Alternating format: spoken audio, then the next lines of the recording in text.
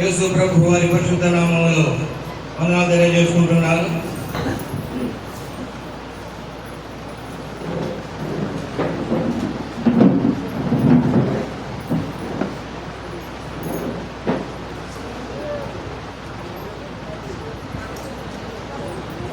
దాదాపుగా 120 మంది సభ్యులు ఉన్నట్లుగా నాకు కనిపిస్తూ ఉందండి.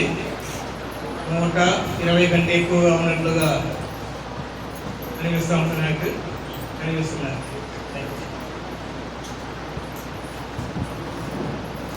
ఇందాక ఒక గంట సేపు ఏమో అర్ధగంట సేపు కరెంటు పోయింది. కరెంటు లేకుండా కూర్చోవడము ఎంత ఇబ్బందిగా అనిపించిందో అందరికీ తెలుసు. కరెంటు లేకుండా ఒక అర్ధగంట సేపు కూర్చోవడమే కష్టంగా ఉంటే మరి శరీరాన్ని విడిచిపెట్టిన తర్వాత ఆత్మ నిత్యము నరకములోనే మరి పడిపోతారు. ఏం చేస్తారు మరి? అప్పుడు ఏసీ ఉండదు, ఫ్యాన్ ఉండదు. ఏసీ ఫ్యాను లేని రోజుల్లో గాలి ఎట్ట వచ్చేది? విసనకర్ర కదా, మరి విసనకర్ర తీసుకొని విసురుకుంటూ కూర్చుంటారు పెద్దోళ్ళు కదా. కనుక విసనకర్ర రాదు, ఏసీ రాదు. నరకములో నువ్వు కూర్చున్న తర్వాత మండిపోవడమే, సాగు కూడా రాదు ఇక. కనుక అటువంటి నిత్య నరకాన్ని తప్పించడం కోసం యేసు ప్రభువు వారు మన కోసం భూమి మీదకి దిగి వచ్చి తన ప్రాణాన్ని పణంగా పెట్టాడు. తండ్రి అయినటువంటి దేవుడు మన కోసం ఆయన్ని బలి చేసేసాడు. మరి ఆ బలిలోకి మనం ప్రవేశించాం. మరి ప్రవేశించిన మనందరం కూడా ఎవరు అంటే, క్రీస్తు ప్రభు రాజ్యములో ఇక్కడ లేని వారెవరు? చేయటం కోసం క్రీస్తు ప్రభు వారి రాజ్యములో లేని వాళ్ళు అంటే బాప్తిసం పొందని వాళ్ళు పర్వాలేదు, చాలా తక్కువ మంది ఉన్నారు. అంటే మిగతా వాళ్ళంతా కూడా క్రీస్తు ప్రభు రాజ్యంలోనే ఉన్నారు. Okay, right. ఇప్పుడు నిజంగా క్రీస్తు ప్రభు రాజ్యంలో ఉన్నామా లేదా అనేది చూసుకుందాం. మనం చూసుకుందాం. ఇప్పటి వరకు మనం ఎన్ని పాఠాలు నేర్చుకున్నాము చెప్పాలా? అందరు రాసుకుంటున్నారుగా బుక్కులు పెట్టుకొని. ఎన్ని పాఠాలు నేర్చుకున్నాము? 7 పాఠాలు నేర్చుకున్నాం. 28వ తారీఖు రాత్రి నుంచి ప్రారంభమైంది 7 పాఠాలు. ఇప్పుడు 6వ పాఠం మళ్ళీ మొదలవుతాయి. కనుక సంపూర్ణం అయిపోయింది కదా. కనుక ఇప్పుడు 6వ పాఠాన్ని కంటిన్యూ చేసుకోబోతున్నాము. మనందరం కూడా క్రీస్తు ప్రభు రాజ్యంలో ఉన్నాం. మనకు తెలుసు. విమోచన అంటే ఏమిటి? ఎవరైనా విమోచన అంటే ఏమిటి తెలియదా? నేను చెప్తాను, చూసుకోండి. కొలస్సీ పత్రిక 1వ అధ్యాయములో 13వ వచనం, ఆయన మనలను అంధకార సంబంధమైన అధికారములో నుండి విడుదల చేసి తాను ప్రేమించిన తన కుమారుని యొక్క రాజ్య నివాసులుగా చేసెను. ఆ కుమారుని యందు మనకు విమోచన అనగా పాప క్షమాపణ కలుగుతున్నది. అది కనుక దేవుడు తన రాజ్యంలో మనల్ని చేర్చుకున్నాడు. ఆయన రాజ్యంలో మనం ఉంటున్నాము. ఆయన రాజ్యంలో ఉంటున్నటువంటి మనం చట్టం ముందు అందరూ సమానులే, అవునా కదా? భౌతిక సంబంధంగా కూడా ఈ మాట ఉపయోగిస్తారు. చట్టం ముందు అందరూ కూడా సమానులే. అదేవిధంగా క్రీస్తు ప్రభు రాజ్యంలో కూడా క్రీస్తు చట్టం ముందు అందరూ కూడా సమానులే. మరి అటువంటి క్రీస్తు ప్రభు రాజ్యంలో నివాసం చేస్తున్నటువంటి మనకి మరి దేవుడు వాగ్దానం చేశాడు. ఏమని చేశాడు? నిత్య జీవాన్ని ఇచ్చారు కదా. మరి నువ్వు నిత్య జీవంలో ప్రవేశించాలంటే ఈ భూనివాస కాలంలో దానికి అర్హులుగా మనం జీవిస్తున్నామా లేదా? ఆయన చెప్పిన ప్రకారంగా మనం బతుకుతున్నామా లేదా? కష్టం వచ్చినా కన్నీరు వచ్చినా, అప్పైనా, ఇరుకైనా, వ్యాధైనా, బాధైనా ఆయనతో కలిసి నడుస్తున్నామా కదా? ఇందాక మనం పాట పాడుకున్నాం, నేను సాగేద యేసునితో కదా. మరి యేసునితో కలిసి సాగాలంటే నువ్వు నేను కలిసి సాగాలంటే నువ్వు నేను కలిసి నడవాలా. నువ్వు నేను కలిసి నడిస్తే కొనసాగుతాం. అలా నడవాలంటే కదా మరి ఎంత ధైర్యం కావాలా. ఎటువంటి సమస్య వచ్చినా నా దేవుడు నన్ను విడిపించగలడు అన్నటువంటి పరిపూర్ణమైన విశ్వాసం కావాలా. ఎందుకంటే మనకు ఒక పాట ఉందండి, పైనున్న ఆకాశమందున క్రిందున్న భూలోకమందున లేదు రక్షణ ఏ నామమున, లేదు పాప విమోచన లేదు పాప విమోచన కదా. కనుక ఆకాశమైన, భూమైన, పాతాళమైన ఏదైనా సరే నువ్వు ఎక్కడుంటే అక్కడికి వస్తాడు నీ కోసం. నువ్వు ఎక్కడైనా ఉండు, నీ కోసం వస్తాడు ఆయన. కానీ నువ్వేం చేయాలి మరి? ఇప్పుడు మనం పాటలో పోతున్నాం. మనము నిన్న ఏం నేర్చుకున్నాము అంటే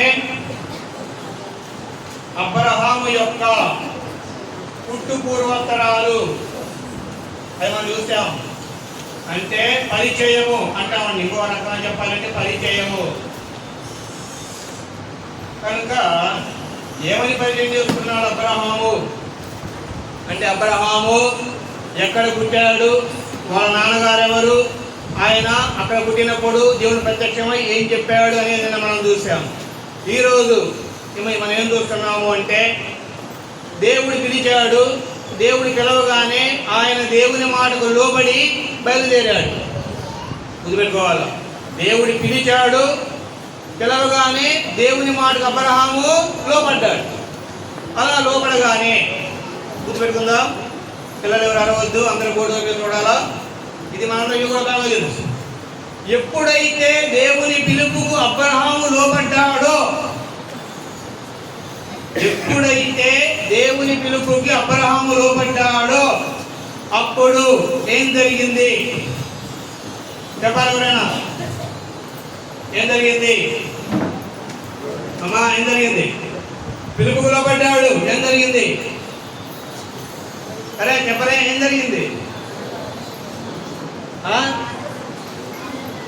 అరే ఎన్నిసార్లు మీరు వినుంటారు, ఎంత నేర్చుకుని ఉంటారు? తప్పైన పర్లేదు చెప్పండి. నేను చదువుతాను, చూసుకోండి మీరు. ఆదికాండము 12వ అధ్యాయములో నేను చదువుకొని వస్తున్నాను, అందరూ కూడా గమనించాలా. యెహోవా అని డాష్ పెట్టాడు అక్కడ. ఆ తర్వాత ఏమంటున్నాడంటే, యెహోవా దేవుడు మాట్లాడుతున్నాడు అబ్రహాముతో, నీవు లేచి నీ దేశము నుండి, నీ బంధువుల యొద్ద నుండి, నీ తండ్రి ఇంటి నుండి బయలుదేరి నేను నీకు చూపించు దేశమునకు వెళ్ళుము వెళ్ళమని చెప్పాడు. ఏమన్నాడు? వెళ్ళాడా లేదా? అది వెంట బయలుదేరాడు ఆయన. ఎప్పుడైతే మాటకు లోబడ్డాడో అప్పుడు కింద చదువుతున్నాం, బాగా గమనించండి మీరు. అక్కడ 2వ వచనం, నిన్ను గొప్ప జనముగా చేసి నిన్ను ఆశీర్వదించి నీ నామమును గొప్ప చేయుదును, నీవు ఆశీర్వాదముగా నుందువు. నిన్ను ఆశీర్వదించు వారిని ఆశీర్వదించెదను, నిన్ను దూషించు వారిని శపించెదను. భూమి యొక్క సమస్త వంశములు నీయందు ఆశీర్వదించబడునని అబ్రాహాముతో అనగా, యెహోవా అతనితో చెప్పిన ప్రకారము అబ్రాహాము వెళ్ళెను, లోతు అతనితో కూడా వెళ్ళెను. అబ్రాహాము ఆరాము నుండి బయలుదేరినప్పుడు 75 ఏళ్ల ఈడు గలవాడు. ఈడు అంటే ఏంది? వయస్సు కదా. తనకు ఈడు అంటే వయస్సు.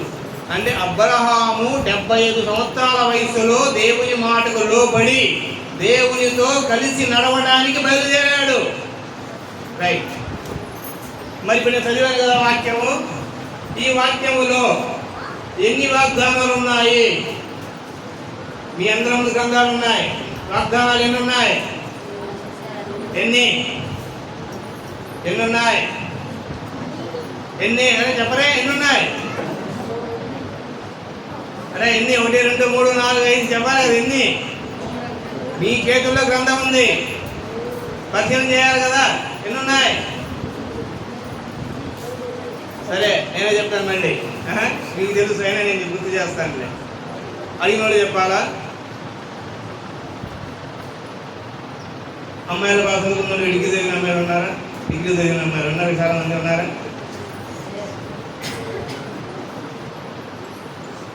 సంపూర్ణ సంఖ్య ఎంత కదా? సంపూర్ణ సంఖ్య 7. గుర్తుపెట్టుకోవాలా? బైబిల్ ప్రకారంగా సంపూర్ణ సంఖ్య 7. 7 ఖండాలు, 7 సముద్రాలు, 7 రంగులు. కనుక అదేవిధంగా సంపూర్ణ సంఖ్య 7. ఎప్పుడైతే దేవుని మాటకు అబ్రహాము లోబడ్డాడో, విధేయుడయ్యాడో, అప్పుడే జరిగిపోయింది ఆశీర్వాదం. నిండుగా దీవించాడు. 7 ఆశీర్వాదాలు. నేను చదువుతాను, చూసుకోండి. అదిగో నెంబర్ 1, నిన్ను గొప్ప జనముగా చేసి, అదొక ఆశీర్వాదం. హెబ్రీ వంశానికి మూలకర్త అబ్రహాము గారు. అదిగో ఒకటి అయిపోయింది. రెండోది, నిన్ను ఆశీర్వదించి, అదిగో నేను నిన్ను ఆశీర్వదిస్తాను. మూడోది, నీ నామమును గొప్ప చేయుదును. అదిగో నీ పేరిక తరతరాలకు పోదు, గొప్ప చేయుదును. ఆ తర్వాత నీవు ఆశీర్వాదముగా నుండువు. 4. ఐదోది, నిన్ను ఆశీర్వదించు వారిని ఆశీర్వదించదను. ఆ తర్వాత 6వది, నిన్ను దూషించు వారిని శపించదను. 7వది, భూమి యొక్క సమస్త వంశములు నీ యందు ఆశీర్వదించబడునని అబ్రహాముతో అనగా. అదిగో అంటే సంపూర్ణ సంఖ్య 7.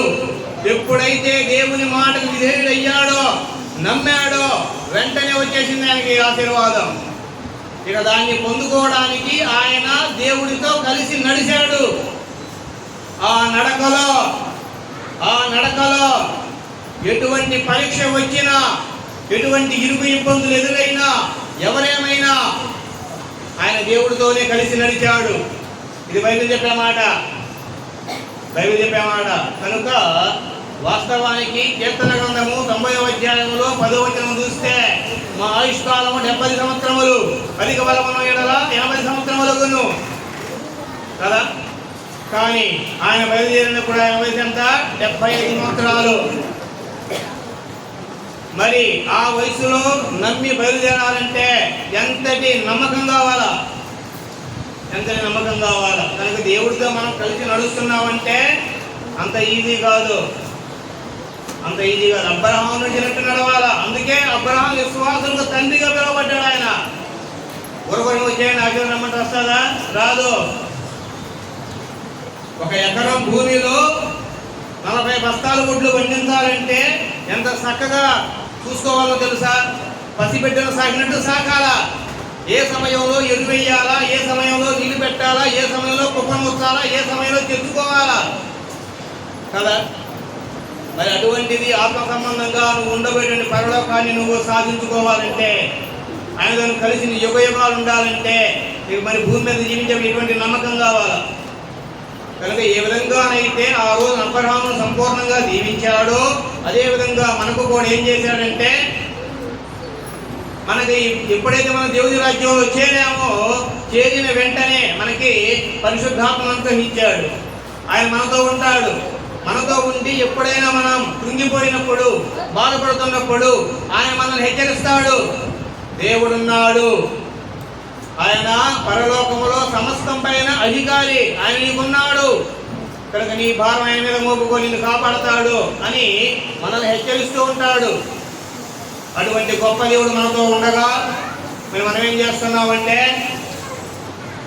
ఈరోజుండి రేపు మట్టిలో కలిసిపోయే మానవుల పైన ఆధారపడుతున్నాం. మనుషులను నమ్ముకొండ కంటే యెహోవాను ఆశ్రయించుట మేలు, రాజులను నమ్ముకొండ కంటే యెహోవాను ఆశ్రయించుట మేలు. అదిగో కనుక ఎప్పుడైతే అబ్రహాము, రెండో మాట ఏమిటంటే దేవుని పిలుపుకు లోబడ్డాడు ఆయన. అదుగో దేవుని పిలుపు. ఈ దేవుని పిలుపుకు లోబడి ఆయన ప్రయాణం మొదలు పెట్టాడు. చదువుతున్నాం చూడండి, 5వ వచనం చదివాను నేను. 5 చదువుతున్నాం చూడండి.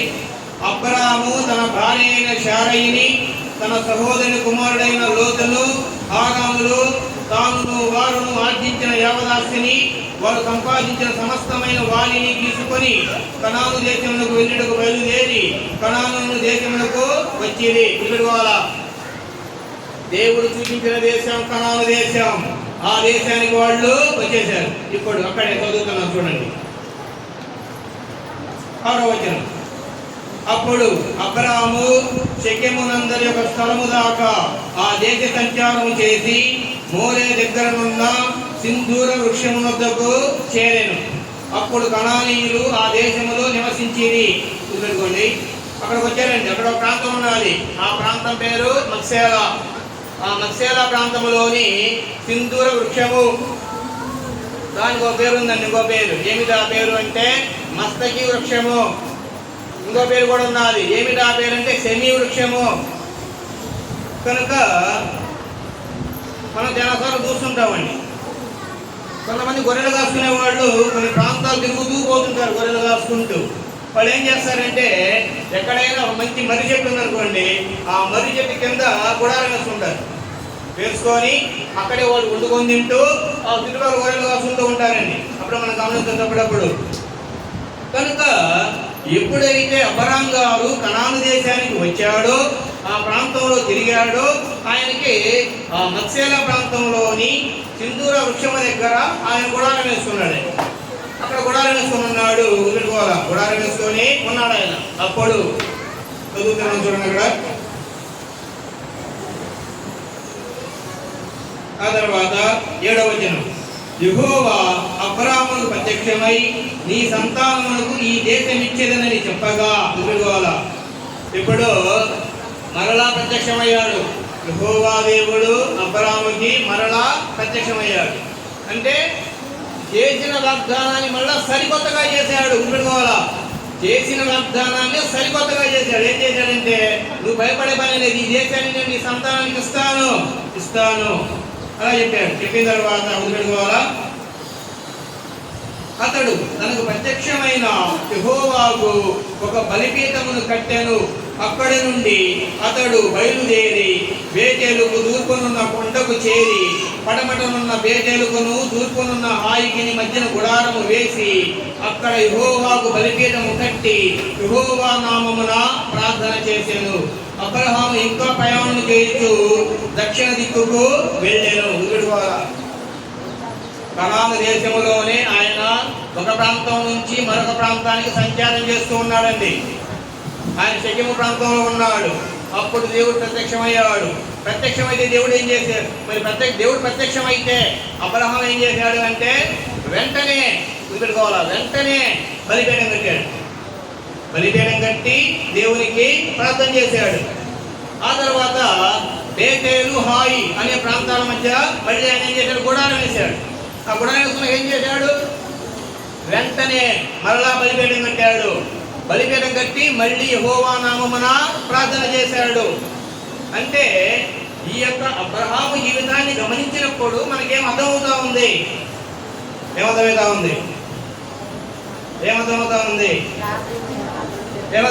ఉంది? గుడారము, బలిపీఠము. కనుక ఎక్కడ గుడారం వేస్తే అక్కడ బలిపీఠం కడతాడు. బలిపీఠం కట్టి ఏం చేస్తాడు? బలర్పించి దేవునికి ప్రార్థన చేస్తాడు. అది కనుక ప్రార్థన ప్రాముఖ్యము. ఒక దేవుని బిడ్డ జీవితంలో ప్రార్థన చాలా ప్రాముఖ్యమైనది.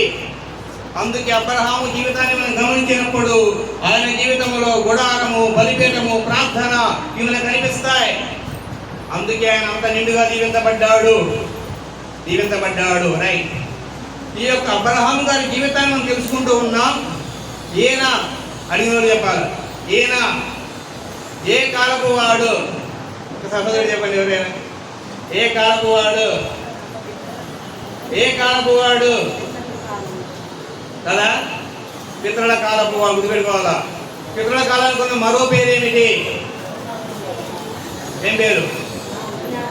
అజ్ఞాన కాలము కదా. రైట్, ఇప్పుడు చూద్దాం. అక్కడ కిందకు వస్తున్నారు మళ్ళా, బాగా గమనించాలి అందరూ కూడా. అప్పుడు గుర్తుపెట్టుకోవాలా,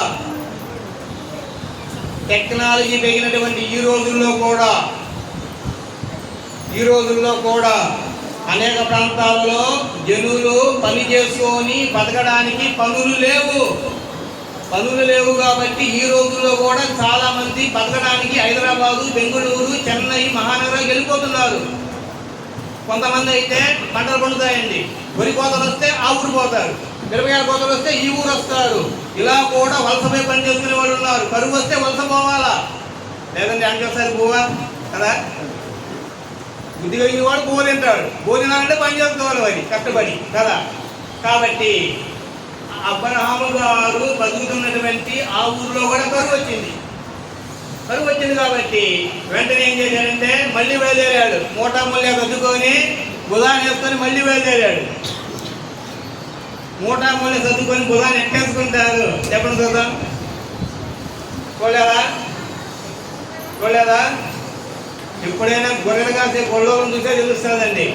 ఒక కర్రకు మూట కట్టుకొని, కర్ర బుధాన్ని వేసుకొని, ఒక చేతిలో నీళ్లు పట్టుకొని బయలుదేరతాడు ఆయన. తెలుసా?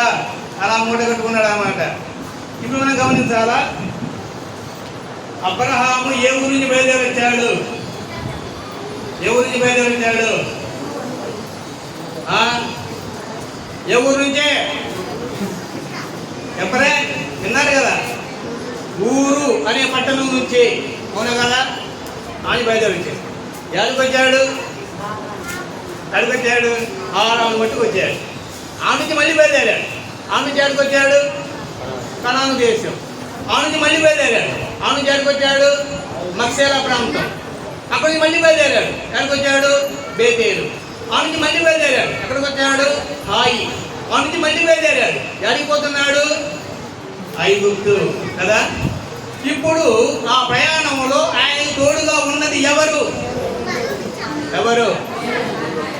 దేవుడు ఉన్నాడు. ఇంకా ఎవరు? అదుగో భార్య. శ్రీవారు భార్య. చూసాము సంబడం. ఈ ఊళ్ళో 2 సంవత్సరాలు బతికావు, మళ్ళీ నీ బతికడం చేత కాక ఆ ఊరు తీసుకుపోతున్నావు. ఆ సంవత్సరం ఉంచుతావు, మళ్ళీ నీ చేత కాదు, మళ్ళీ ఆడి తీసుకుపోతావు. ఇదే సంబడం. ఏంరా ఈ బతుకు అంటారా? అంటారమ్మా. 100కి 100 రూపాయలు ఖచ్చితంగా అంటారు. బతికి చేతగానుడి నువ్వు. నువ్వు ఎంత బతికెళ్తున్నాడు? నువ్వు చేతగానుడి. అందుకని చెప్పేసి ఆ ఊరు తిప్పావు, ఈ ఊరు తిప్పావు, మళ్ళీ తీసుకుపోతున్నావు కదా. మాట్లాడతారు. మరి చాలా మాట్లాడిందా? అదిగో అందుకే చాలా విశ్వాసులకు తల్లి. అటువంటి విశ్వాసం ఉండాలి ఈ రోజున క్రైస్తవ స్త్రీలకి. నేను నమ్మానంటే నమ్మడం కాదు, చాలా అడుగుదాడులో నడవాలా కదా. ఆమె ఎలా నడిచిందో అలా నడవడానికి సిద్ధపడాలా. కనుక చూద్దాం. ఇప్పుడు ఆ కరువు ప్రాంతంలో ఆయన ఆ ప్రాంతం నుంచి మరో ప్రాంతానికి వచ్చాడు. మరి అక్కడేం జరిగింది తెలియాలి కదా, గుర్తుపెట్టుకోవాలా. మన కంటికి కనిపిస్తున్నది ఆయనతో ఉన్నటువంటి వాళ్ళు, మన కంటికి కనిపించినటువంటి ఆయన ఉన్నాడు. ఎవరాయన? దేవుడా, నేను నమ్ముకొని వచ్చాను కదా, ఇక్కడే బతికాను కదా, మళ్ళీ నేను అడిగిపోవడం ఏందాయా అని అడిగాడు అబ్రాహాము. అడగలేదు. సొంత బుద్ధి కాదు. అడగలేదు. కరువు వచ్చింది, ఆడున్నాయి పనులు, ఆడిపోతాను, అక్కడ చేస్తూ బతుకుతాను. దేవుడా నువ్వు తీసుకొచ్చావుగా, నువ్వే బతికి అని అడిగాడా? లేదు. కనుక దేవుడితో సహవాసం చేసేటువంటి వాళ్ళకి దేవుడిని నిందించకూడదు, దేవుడి పైన సనకూడదు, దేవుడి పైన కోనకూడదు. ఏది జరిగినా అది నా మేలుకే. అటువంటి దృఢ విశ్వాసం కావాలా కదా. ఆయన ఏమంటున్నాడు? నేను నీకు విడిచిపెట్టను, నువ్వు భయపడేదే లేదు, నేనున్నాను కదా, అవసరమైన వేళలో సహాయం చేస్తాను నీకు నా అవసరం ఎప్పుడు వస్తాదో అప్పుడు వస్తాను, నువ్వు భయపడే పనే లేదు. కనుక ఒక చిన్న ఉదాహరణ, నేను చిన్నప్పుడు మా అమ్మగారు మా ఊర్లో మా తేని పోయి కట్టెల మోపు కట్టుకొని తీసుకొని వస్తామంటే కట్టెల మోపు నా నెత్తి మీద ఉందండి. కట్టెల మోపు నేను మోసుకొని వస్తామని కట్టెల మోపు కొంచెం దూరం వచ్చాం, నాకు చెమట కారిపోతున్నాయి. అప్పుడు నా వయసు 15 సంవత్సరాలు, చెమట కారిపోతున్నాయి. ఇంకొద్ది దూరం వచ్చాం, చెమట కారిపోతున్నాయి. మా అమ్మ నన్ను అడగలేదు, పెట్టలేదు. ఆ మూట అన్నీ తీసుకొని ఆమె నెత్తిని పెట్టుకుని, అమ్మ నేను తెస్తానులే అమ్మ అయ్యి అంటే, వదిలేనాయన నీకు బరువు అవుతుంది, నేను తీసుకుంటాను కదా.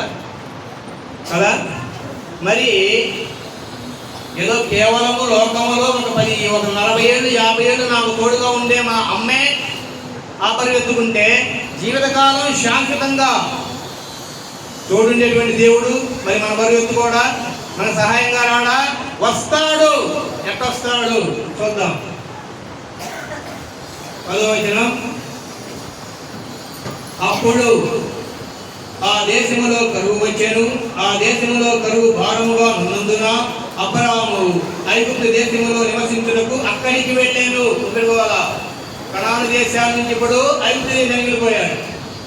అతడు ఐగుప్తులో ప్రవేశించుటకు సమీపించినప్పుడు అతడు తన భార్య అయిన శారయితో, ఇదిగో నీవు చక్కని దానివని ఎరుగుదును, ఐగుప్తీయులు నిన్ను చూచి ఈమె అతని భార్య అని చెప్పి నన్ను చంపి నిన్ను బతకనిచ్చెదను. నీ వలన నాకు మేలు కలుగునట్టును, నిన్ను బట్టి నేను బతుకున్నట్టును నీవు నా సహోదరివని దయచేసి చెప్పుమనెను. అబ్రాము ఐగుప్తులో చేరినప్పుడు ఆ ఐగుప్తీయులు ఆ స్త్రీ మిక్కిలి సౌందర్యవతియు అయ్యుండుట చూచిరి. ఒక నిమిషం, అందరూ గొడవ చూడాలా.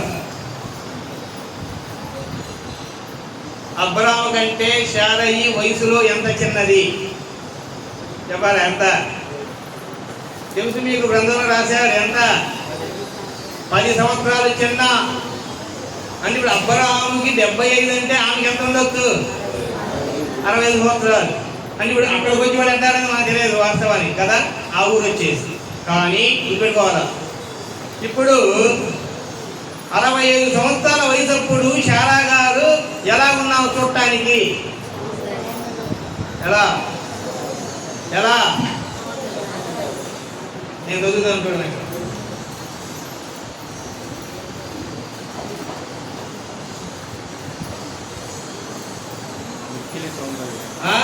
అది మర్చిపోతున్నారు మీరు. సౌందర్యవతి కాదా ఆమె? మిక్కిలి సౌందర్యవతి. అంటే ఈ రోజున అప్పుడప్పుడు ఫ్యాషన్ షో వేస్తారు. ఫ్యాషన్ షో అంటే ప్రపంచ సుందరీమణులు, ప్రపంచ అందగత్తెలు. ఆ అందగత్తెల పోటీలు ఎవరు గెలిస్తే ఆమె విజేత, ప్రపంచ సుందరి ఆమె. కానీ మరి శారా గారు కదా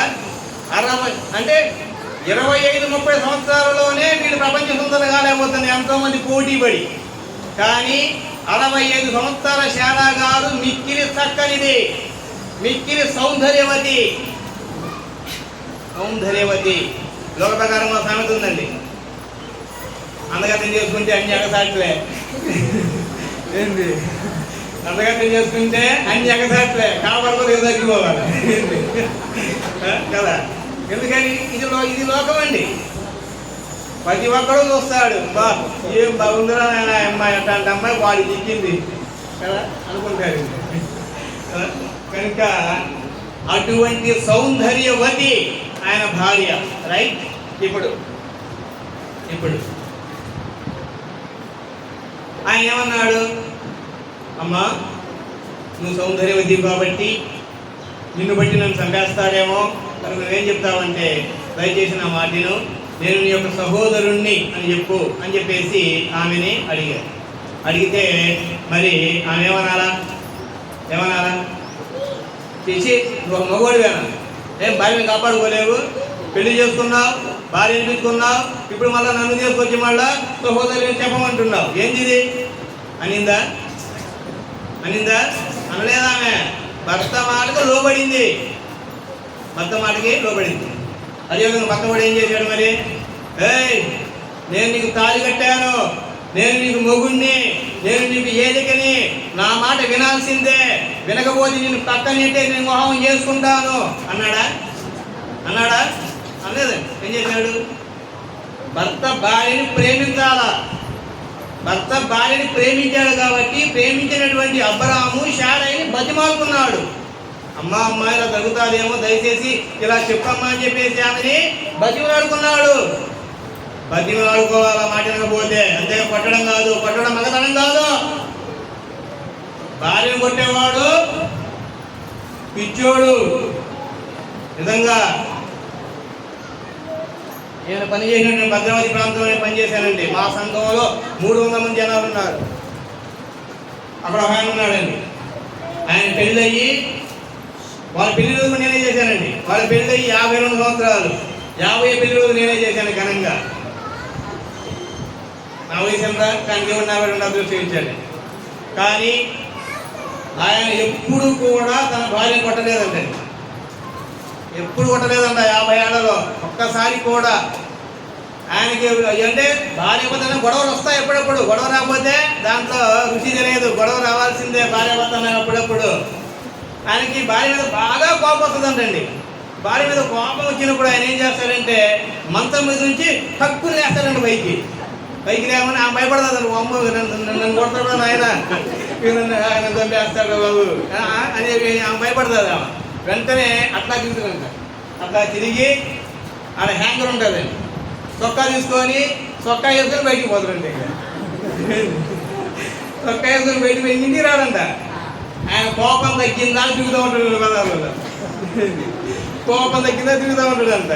ఆమె ఏం చేస్తుందంటే ఈయన ఉన్నట్టు పోయిన బయటికి, అర్ధగంట అయింది ఇంటికి రాలా, గంట సేపు అయింది ఇంటికి రాలా అని చెప్పి, నేను ఆయన ఎట్రా మీ నాన్న ఇంత ననకు పోయిండాయా, ఇంకా ఇంటికి రాలేదు, ఆడున్నాడు పిలుచుకొని రాబో అని చెప్పి కొడుకునో కూతురునో పంపుతుందంట. వాళ్ళు పోయి ఏం చేస్తారు, నానా అమ్మ తిరుగుతుందిరా అంటే, సరే వస్తున్నాలేమో అని చెప్పి అంటాడు. తర్వాత వస్తాడంట. అలానే వాళ్ళ జీవితంలో అప్పుడప్పుడు అలా జరిగేదంటండి. ఆయన కొట్టలేదంటండి. ఆయన క్రీస్తు సంఘ సభ్యుడు భద్రావతి. అటువంటి వాళ్ళు అక్కడ 10 మంది ఉన్నారండి. ఒక్క దెబ్బ కొట్టలేదంటే ఇంతవరకు పెళ్ళైనా. నిజమండి కదా. కనుక ఎంత కోపం వచ్చినా సరే మనిషి మీద మనిషి దౌర్జన్యం చేయడానికి, మనిషి మీద మనిషి కొట్టడానికి అధికారం లేదు. నువ్వు కోపడొచ్చు, కొట్టకూడదు, తిట్టకూడదు. కానీ పల్లెటూరులో అంట కాదండి. అని కర్ర తీసుకున్నాడంటే ఇరిగిపోతుంది కర్ర. మధ్యలో అడ్డు వచ్చారనుకో వాళ్ళకు కూడా పడుతుంది దెబ్బ. ఎందుకన్నా కొడతావు, ఇంకోనన్నా కొట్టొద్దన్నా. ఇప్పుడు దాకా నాటేసి వచ్చింది, ఇప్పుడు దాకా పొలంలో పనిచేసి వచ్చింది, మళ్ళీ అన్ని ఎమ్మడి ఎట్లా చేసి పెడతాది? ఏ మాత్రం భయం లేదు. నేనంటే అసలుకి భయం లేకుండా తయారైంది. ఆడద కాదా? ఆయనతో పాటు ఆమె కూడా పొలంలో కష్టపడి పని చేసి వచ్చింది. నీతో కూడా పని చేసింది కదా. మనిషిని గౌరవం ఏది? నువ్వేం చేయాలా? నిజంగా భార్యని ప్రేమ ఉంటే ఆమె పనుల్లో నువ్వు సహాయం చేయాలా. కనుకనే భార్యను బట్టి భర్తను చంపిన సందర్భం అవుతుందండి. చెప్పండి సోదరు. భార్యను బట్టి భర్తను చంపేశాడు ఆయన. సందర్భం చెప్పండి. చెప్పాలా? తెలుసండి, నేను చెప్పేస్తానండి. దావీదు గారు కదా. అబ్బా, ఊరియా గారి భార్య ఎంత అందగత్తో. ఆ ఊరియా భార్యను చూసినటువంటి దావీదు ఆశపడ్డాడు, దురాశపడ్డాడు. అంటే సైతాన్ కన్ను ప్రేరేపించింది. ఇందాక మనోడు చెప్పాడు కదా, మనోనేత్రాలు మూసుకుపోయి భౌతిక నేత్రాలతో దురాశ కలిగింది. ఇక అందుకని ఏం చేశాడంటే, భర్త బతికి ఉండగా నేను ఈమెను పొందుకోలేను కాబట్టి ఇవన్నీ చంపేస్తే ఆమె ఫ్రీ, నేను పెళ్లి చేసుకోవచ్చు అని చెప్పేసి చంపేశాడు. కనుక అదేవిధంగా జరుగుతాదేమో అని అబ్రహాం ముందుగానే ఊహించి జాగ్రత్త పడ్డాడు. తర్వాత చదువుతున్నాను. సమయం అయిందా?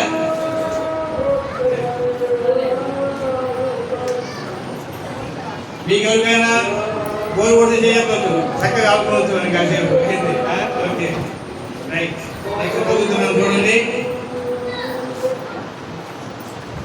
15 ఫరో యొక్క అధిపతులు ఆమెను చూచి ఫరో ఎదుట ఆమెను పొగడిరి కనుక ఆ స్త్రీ ఫరో ఇంటికి తేబడెను. అది అక్కడ ఆమె చూసామండి, ఎంత అందగా తెలుసా. మీ యొక్క రాజమహల్లో ఉన్నటువంటి ఏ యొక్క స్త్రీ కూడా ఆమె ముందు పనికిరాదు. ఇంకొక చెప్పాలంటే లోక భాషలో ఆమె ముందు ఈ యొక్క రాజకుమార్తెలు రాజశ్రీలందరూ కూడా బలాలు పనికిరాదు, అసలుకి బలాలు. అంతటి అందగత్తే ఆమె అని పొగిడేసరికి వెంటనే రాజుగారు ఏం చేశారంటే, ఆయన రాజు అధికారం కలిగిన వాడు, బలవంతుడు కదా, మరి ఏం చేశాడు, వెంటనే భటులు పంపించాడు, ఆమెని తీసుకొచ్చుకున్నాడు ఇంటికి. రైట్. తర్వాత చదువుతున్నాం చూడండి 16. అతను ఆమెను బట్టి అబ్రాహామునకు మేలు చేశాడు, అందువలన అతనికి గొర్రెలు, గొడ్లు, మగగాడిదలు, దాసులు, పనికత్తెలు, ఆడుగాడిదలు, వంటెలు ఇయ్యబడేను. అయితే యెహోవా అబ్రాహాము భార్య అయిన శారైని బట్టి ఫరోను అతని ఇంటి వారిని మహావేదనల చేత, మామూలు వేదన కాదండి, మహావేదనల చేత బాధించెను.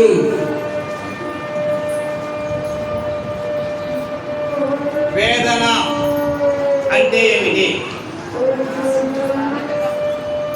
వేదన అంటే ఏంటి? బాధ. ఇంకా అంటే అమ్మ లేకుండా మనకి జన్మ లేదు, అమ్మ లేకుండా మనకి జన్మ లేదు. ఎప్పుడైతే స్త్రీలు ప్రసవ నొప్పులు భరించలేక అరుస్తూ ఉంటారో అది వేదన. వేదన అంటే అది. ఆదికాండము 3వ అధ్యాయం చదివితే తెలుస్తుంది 16 వచనాల్లో. వేదన అంటే అది.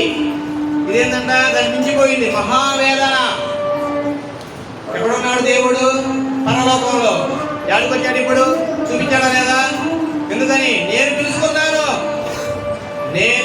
పిలుచుకున్నాను కనుక మరి ఆయన ముందే నేను అనుకుంటానా? ఆయన కీడు చేశాను అనుకుంటానా? నేను ఊరుకోను. ఎందుకని? ఆయన నా మనిషి. నా మనిషి మీద ఎవరు చెయ్యి పెట్టినా, ఎవరైనా కీడు చేయాలని చూసినా నేను వస్తాను. నేను వచ్చానంటే ఇక మీరు తట్టుకోలేరు. కనుక ఆయన అంటున్నాడు, అందుకని దేవుని బిడ్డలు దేవుని పైన ఆధారపడాలా.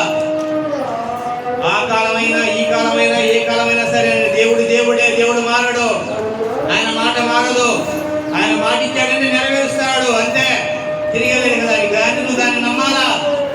ఎప్పుడైతే నమ్ముతావో, నమ్ముడు నీ వలనైతే నమ్మువానికి సమస్తమును సాధ్యమే. మనుషులకు అసాధ్యం. ఎవడైనా పోయి రాజుగారిని ఎందుకంటే ఇలా చేసావు, ఇది తప్పు కదా అని అడుగుతాడా? అడగలేరు. అడిగితే అడిగినోడు చంపేస్తాడు. మరి ఇప్పుడు ఏం చేయాలా? అబ్రహాము గారు ఏం చేయాలి కదా? అందుకని అబ్రహాముని ఏ దేవుడైతే పిలిచాడో ఆ దేవుడు వచ్చాడు. ఆ దేవుడు ఏం చేశాడు? మరి మహావేదన చేత వాళ్ళని ఒత్తిపడేశాడు. కనుక వెంటనే తెలిసిపోయింది వాళ్ళకి. రైట్. చూడండి అక్కడే. అప్పుడు ఫరో అబ్రాహామును పిలిపించి, నీవు నాకు చేసినది ఏమిటి? ఈమె నీ భార్య అని నాకెందుకు తెలపలేదు? ఈమె నా సహోదరి అని ఎలా చెప్పిదివి? నేను ఆమెను నా భార్యగా చేసుకొందునేమో. అయితేనేమి, ఇదిగో నీ భార్య, ఈమెను తీసుకుని పొమ్మని చెప్పాను. మరియు ఫరో అతని విషయమై తన జనులకు ఆజ్ఞాపించినందున వారు అతనిని, అతని భార్యను, అతనికి కలిగిన సమస్తమును పంపివేసింది. ఆమెకి ఏ మాత్రం కూడా కీడు కలగకుండా సురక్షితంగా పంపించాడు. మళ్ళా అంటే దేవుడే తిరిగి మళ్ళా సురక్షితంగా తన భర్త వద్దకి చేర్చాడు. ఆమె మళ్ళీ తన భర్తతో కలుసుకుంది. అందరూ కూడా కలిసి అది మళ్ళీ బయలుదేరాడు. ఇటువంటి సన్నివేశమే మరొకసారి జరిగింది. ఎక్కడ సన్నివేశము అంటే ఆదికాండము 20వ అధ్యాయంలో. అప్పుడు ఆయన అబ్రహాముగా మార్చబడ్డాడు. దాన్ని ఒక గుర్తు చేస్తాను నేను మీకు. గ్రంథం తీసుకోండి. అక్కడ 20వ అధ్యాయంలో, అక్కడ నుండి అబ్రహాము దక్షిణ దేశములకు తల్లిపోయి కాదేశునకు, షూరుకును మధ్యప్రదేశములో నివసించాడు. నివసించి గెరారులో కొన్నాళ్ళు ఉండెను. అప్పుడు అబ్రహాము తన భార్య అయిన శారాకు వచ్చి, ఈమె నా చెల్లెలని చెప్పాను కనుక గెరారురాలైన అబీమెలెకు శారాను పిలిపించి తన ఇంట చేర్చుకొనెను. అయినను గుర్తుపెట్టుకోవాలా, అక్కడ కూడా ఏం జరిగింది? గెరారు ప్రాంతంలో కూడా గెరారురాలు అబీమెలెకు శారా యొక్క సౌందర్యాన్ని చూసి ఇంటికి తెప్పించుకున్నాడు. అలా చెప్పుకున్నప్పుడు ఏం జరిగింది అంటే చూద్దాం. అక్కడే అదుగో 3వ వచనం. అయినను రాత్రి వేళ దేవుడు స్వప్నమందు అబీమెలెకు వద్దకు వచ్చి, నీవు నీ ఇంట చేర్చుకొనిన స్త్రీ ఒక పురుషునికి భార్య గనుక ఆమె నిమిత్తము నీవు చచ్చిన వాడు సుమా అని చెప్పాను. అయితే అబీమెలెకు ఆమెతో పోలేదు గనుక అతడు, ప్రభువా, ఇట్టి నీతి గల జనమును హతము చేయుదువా? అదుగో కదా, ముట్టుకున్నాడా? ముట్టుకోలేదు. మరి ఎవరు కాపాడారు? ఎవరు కాపాడారు? దేవుడు. అందుకే ఓ భర్త, నీ భార్యను కాపాడేదవో లేదో నీకేమి తెలియను కదా. ఓ భార్య, నీ భర్తను కాపాడేదవో లేదో నీకేమి తెలియను. నిన్నైనా ఆయనైనా కాపాడేది నేనే. కనుక నా యందు విశ్వాసం ఉంచాలా, నన్నే నమ్మాలా, నాకే ప్రార్థన చెయ్యాలా. అప్పుడు నేను నీకు తోడుగా ఉంటాను, సహాయం చేస్తాను. ఇది దేవుడి మాట. కనుక దేవుడు పిలిచినాక ఆ పిలుపు లోపట్టేటువంటి మనము కలిసి నడవాలా, కలిసి నడవాలా. ఇలా నడుస్తూ ఉంటే ఆయన మన కాపాడతాడండి. చూద్దాం, చదువుదాం. కీర్తన గ్రంథములో 105వ అధ్యాయములో 14, 15 వచనం చదవండి. ఎవరైనా చదివే అవకాశం. కీర్తన 105, 14, 15. దయచేసి ఎవరు అరవద్దు, చిన్నపిల్లలు మాట్లాడొద్దు. నేను అభిషేకించిన వారిని ముట్టకూడదనియు, గుర్తుపెట్టుకోవాలా, నేను అభిషేకించిన వారిని ముట్టకూడదనియు, నా ప్రవక్తలకు కీడు చేయకూడదనియు, గుర్తుపెట్టుకోవాలా, నా ప్రవక్తలకు కీడు చేయకూడదనియు ఆయన ఆజ్ఞ ఇచ్చి, ఆయన ఎవరినైనను, అదిగో ఆయన ఎవరినైనను వారికి హింస చేయనీయలేదు, అదిగో వారికి హింస చేయనీయలేదు. ఆయన వారి కొరకు రాజులను అదిగో గద్దించెను, ఆయన వారి వరకు రాజులను గద్దించెను. దేశం మీదకి ఆయన కరువు రప్పించెను. అది చాలు. కనుక ఆడు రాజైనా రంగపైన ఎవడైనా సరే దేవుని బిడ్డను టచ్ చేస్తే పోయినట్టే. దేవుడి బిడ్డని టచ్ చేయకూడదు, టచ్ చేస్తే పోయినట్టే. మరి అబ్రహాము లోబడినట్టు మనం కూడా లోబడాలా, శారా లోబడ్డట్టు మనం కూడా లోబడాలా. కనుక దేవుని మాటలు ఏమున్నాయో అవే మన జీవితం జరిగించేటువంటి, ఇందా మన సహోదరు కొన్ని పదాలు ఉపయోగించారు, నన్ను వచ్చింది ఏదో అది నిజమే, దమ్ము కదా, దమ్ము. కనుక దేవుని వాక్యాన్ని తీసుకొని ఆ ప్రకారంగా నడవాలంటే అటువంటి సామర్థ్యం కావాలా, అటువంటి ధైర్యం కావాలా. నా దేవుడు నాకు తోడుగా ఉన్నాడు, నన్ను అభిషేకించాడు, నన్ను ఎవడు కూడా ముట్టుకోలేడు.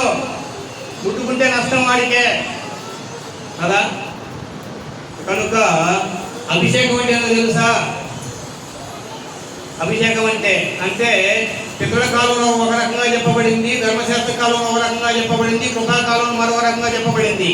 ఏ కాలంలో ఎలా చెప్పబడినప్పటికీ కూడా అభిషేకం అంటే ఏమిటి? నారాయణ చెప్పు, ఏమిటి? ఏది నెత్తి మీద తైలం పోసి, నెత్తి మీద నీళ్లు పోసి, అదేనా? ఏంటిది అభిషేకం అంటే? అభిషేకం అంటే ఏమిటి? ప్రత్యేకపరుచుకోవడం, ప్రత్యేకింపబడడం. అంటే లోకములో నుంచి దేవుడు అబ్రహాముని ప్రత్యేకపరుచుకున్నాడు, అది అభిషేకం అంటే. ఇతడు నా వాడు, ఇతడు నా మనిషి, అది అభిషేకించబడడం అంటే. కనుకనే అదుగో దేవుడు అభిషేకించాడు అబ్రహాముని. అందుకని చెప్పేసి ఆయన అభిషేకించిన ఎవడైనా కీడు చేయాలని చూస్తే ఆయన దిగాడు. కనుక దేవుని బిడ్డలు ముట్టకూడదండి. దేవుని బిడ్డలు ముట్టడానికి వీలు లేదనుకుంటున్నారు చాలా మంది. కనుకనే కొంతమంది అంటే క్రీస్తు సంఘాలు పెద్దగా గమనించలేదండి. డినామినేషన్ సంఘాల్లో అయితే వాళ్ళ పాస్టర్ గారు ఏమి చెబితే ఇంకా అదే, ఆయనే దేవుడు. వాళ్ళు ఎంత అట్ట ఫీల్ అవుతారండి వాళ్ళు.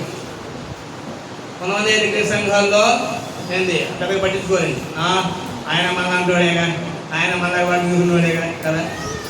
అందరూ ఒకటే, అందరూ రాజులమే, అందరూ యాజకులమే. అయినప్పటికీ కూడా దేవుడు ఏం చేశాడు?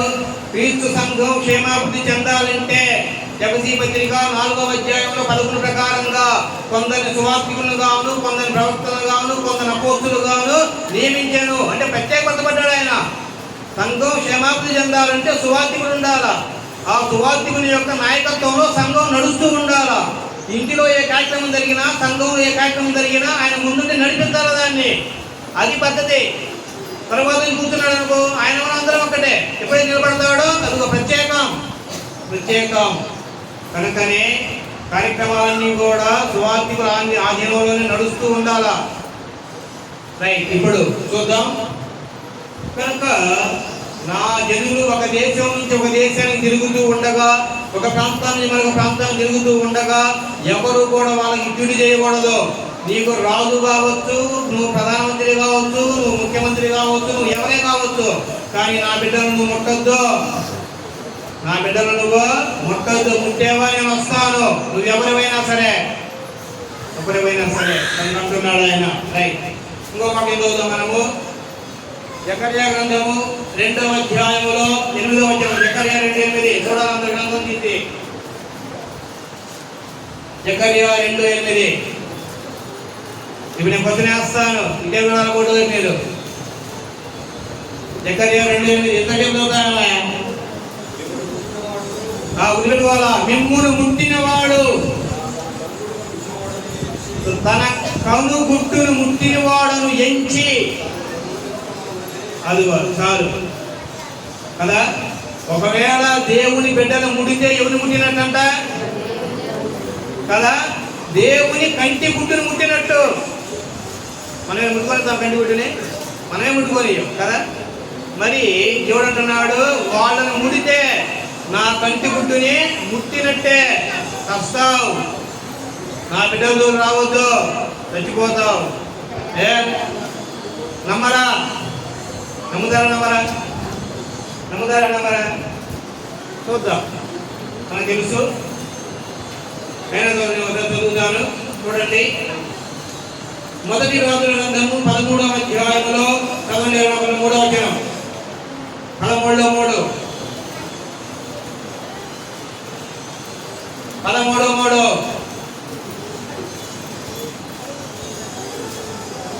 మొదటి రాజుల గ్రంథము 13వ అధ్యాయంలో 3వ వచనం. ఈ బలిపీఠం మొదలైపోయి దాని మీద ఉన్న బుద్ధి ఒలిగిపోటియే అదుగో ఒక యవ్వన దైవజనుడు యెరొబాము వద్దకు వచ్చాడు. యెరొబాము నువ్వు చేసేది తప్పు, ఇది చెయ్యకూడదని చెప్పేసి రాజుగారితో చెప్పాడు ఆయన.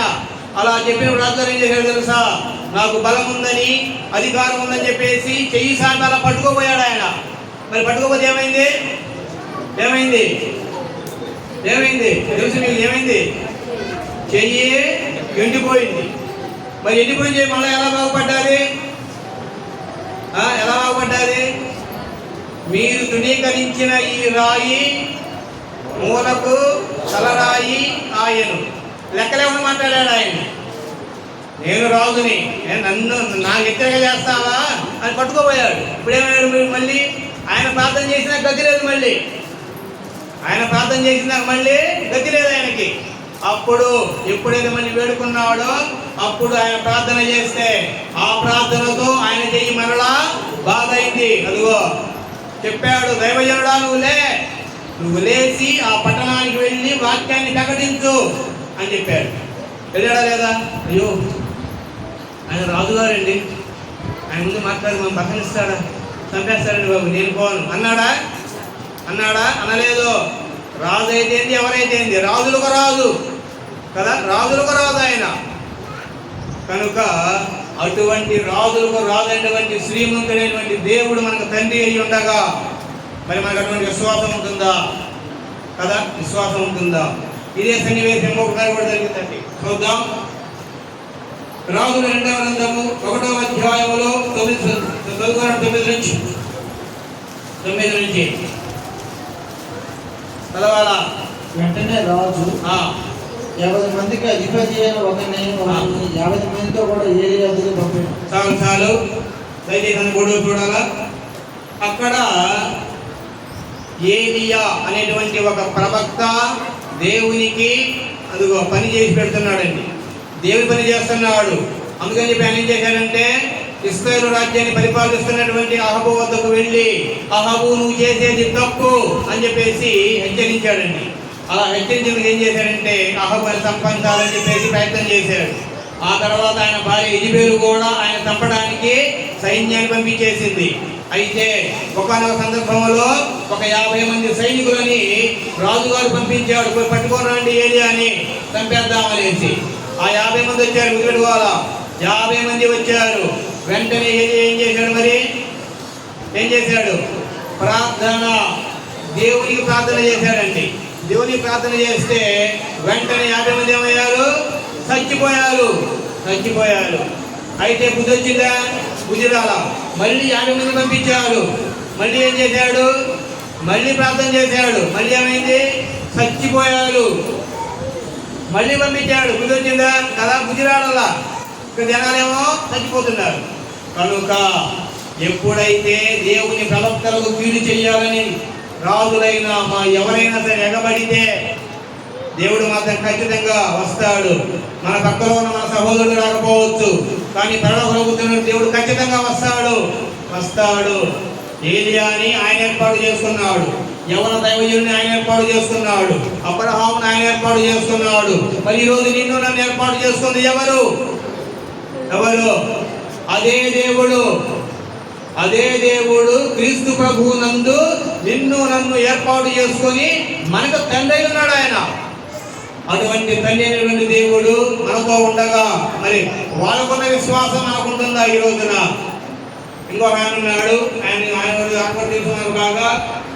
అక్కడే 2వ రాజుల గ్రంథంలో 2వ అధ్యాయములో 23 నుంచి 25 చూస్తే, అక్కడ నుండి అతడు బేతేలు నుండి ఎక్కి వెళ్ళాను.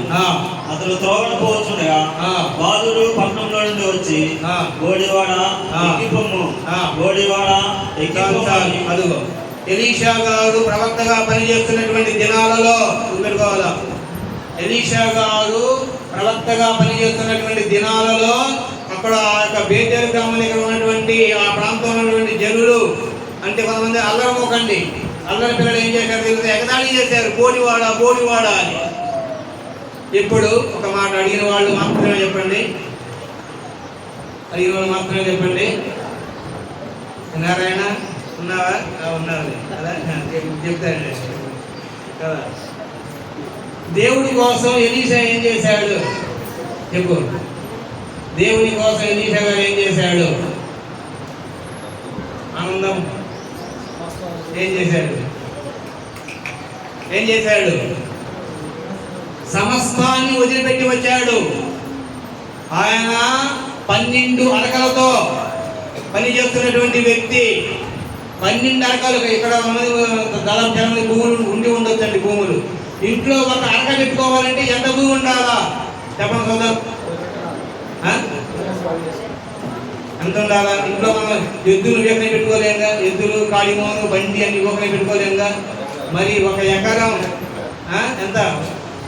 ఒక ఖాళీ సుమారు 10 ఎకరాలా? అంతేనా? నా తెలియదు, కానీ నేను ఒక పల్లెటూరులో విన్నానండి. ఆయన వచ్చి 70 ఏళ్ళు ఉండొచ్చు, 80 ఏళ్ళు ఉండొచ్చు. ఆయన ఏమన్నాడంటే, సార్ ఇంట్లో ఒక అరక పెట్టుకోవాలంటే కనీసం అంటే కూడా తక్కువ అన్నా కూడా 5 ఎకరాలు ఉండాలా. తక్కువ అన్నా కానీ 5 ఎకరాలు ఉండాలా.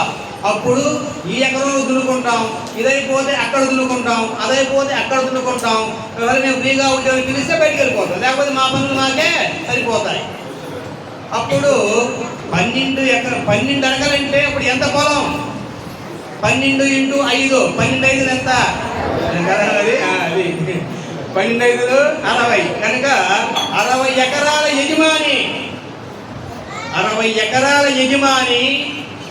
60 ఎకరాల యజమాని దేవుడి పిలిచాడని చెప్పేసి దాన్ని తొలప్రాయంగా వదిలిపెట్టి తల్లిని, తండ్రిని, బంధువుని, స్నేహితులని, సొంత ఊరిని, మొత్తాన్ని సమస్తాన్ని విడిచిపెట్టి దేవుడి రెక్కల నీడలోకి వచ్చాడు.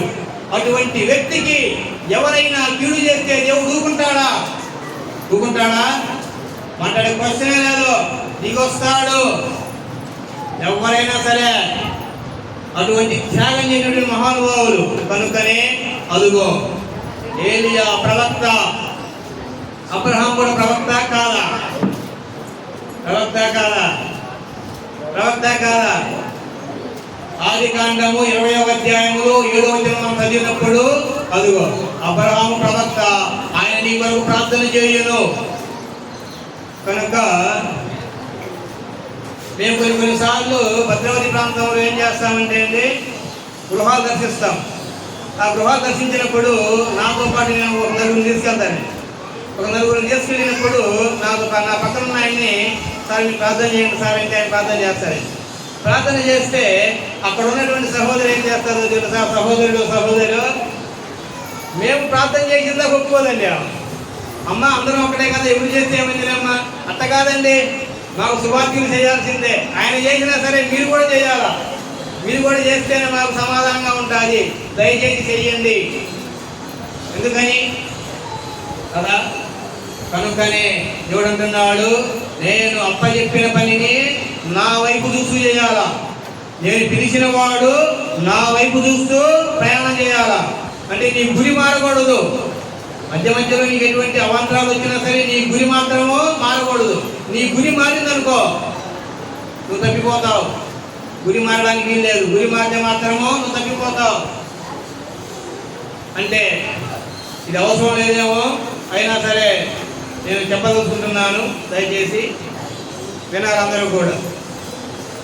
భౌతిక సంబంధంగా మనం చూసినప్పుడు ద్రోణాచార్యుడు అనేటువంటి ఆయన పాండవులకి విలువిద్య నేర్పిస్తున్నాడండి.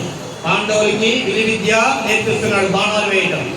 ఇలా నేర్పించినప్పుడు ఏం చేశాడంటే ఫస్ట్ పిలిచాడు ధర్మరాజుని. ధర్మరాజు రా అని చెప్పి ఆయన విల్లిచ్చాడు. విల్లిచ్చి బాణం ఎక్కుపెట్టు అన్నాడు. చెట్టు మీద పక్షి ఉన్నది, నీకేం కనిపిస్తున్నది అని అడిగాడు. చెట్టు, తర్వాత ఆకులు, తర్వాత కొమ్మ, తర్వాత ఆకాశం అన్నీ కనిపిస్తున్నాయి అన్నాడు. నువ్వు పనికిరావు, పక్కవో అన్నాడు. ఆ తర్వాత భీమా నువ్వురా అన్నాడు. అతనికి విధించాడు, పట్టుకో ఎక్కుపెట్టు. ఏం కనిపిస్తున్నది? ఆకాశం కనిపిస్తుంది, సూర్యుడు కనిపిస్తున్నాడు. నాకు నువ్వు అసలే పనికిరావు, పక్కకు అన్నాడు. ఏంటి? ఆ తర్వాత నకుల నువ్వురా, సహదేవ నువ్వురా, పట్టుకో విల్లు, పెట్టి ఎక్కువ. ఏం కనిపిస్తుంది? నాకు అన్నీ కనిపిస్తున్నాయండి. నువ్వు కూడా కనిపిస్తున్నావు, నువ్వు పనికిరావు, పోరా పక్కకి అని పంపించేశాడండి. తర్వాత అర్జునుడు ఆయన పిలిచాడు, నువ్వురా, పట్టుకో విల్లు, పట్టుకున్నాడు. ఎక్కువ పెట్టాడు. ఏం కనిపిస్తుంది? పక్షి కన్ను. మళ్ళీ చెప్పు, పక్షి కన్ను. మళ్ళీ చెప్పు, పక్షి కన్ను.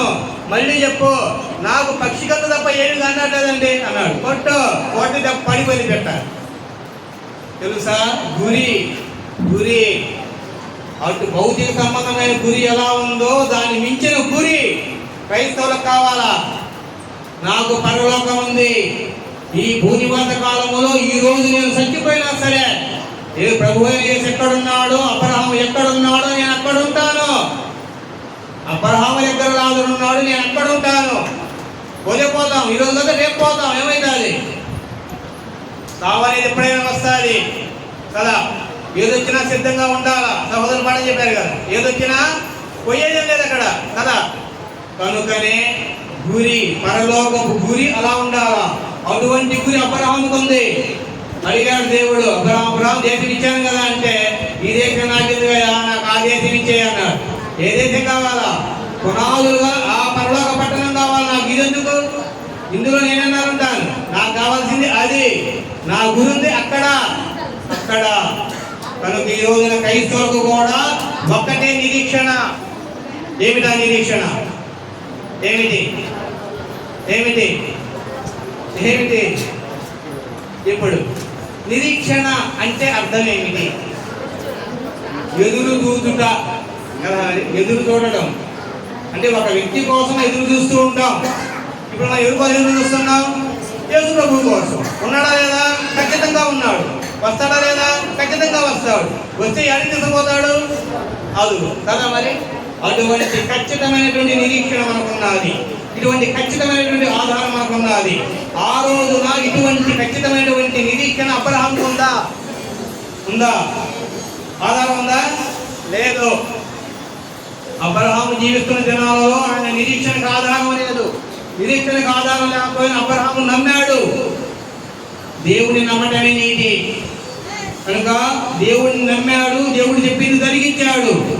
కనుకనే మనము కూడా ఈ రోజున దేవుని చేత అభిషేకించబడ్డాం, అంటే ప్రత్యేకింపబడ్డాం. ఈ లోకం మనది కాదు. మనం పరలోక సంబంధులం, పరలోక వాసులం. భూ సంబంధంగా అయితే నువ్వు ఎవరు నారాయణ? ఎవరు ఎవరయ్యా? భూ సంబంధం చెప్పు. ఎవరు మీరు? భూ సంబంధం ఎవరు? అయా నేను ఇండియన్, నేను భారతీయుణ్ణి. అది ఎవరు? మనందరం కూడా భారతదేశపు పౌరసత్వం తీసుకున్నటువంటి ప్రజలం మనం. భారతదేశం మనది కదా. ఇప్పుడు ఆత్మ సంబంధంగా మనం ఎవరం కదా? పరలోక సంబంధులం. మరి మన పౌరస్థితి ఎక్కడ ఉన్నది? పరలోకంలో ఉన్నది. మరి మన శాశ్వతంగా ఎక్కడి నుండి పోతాం?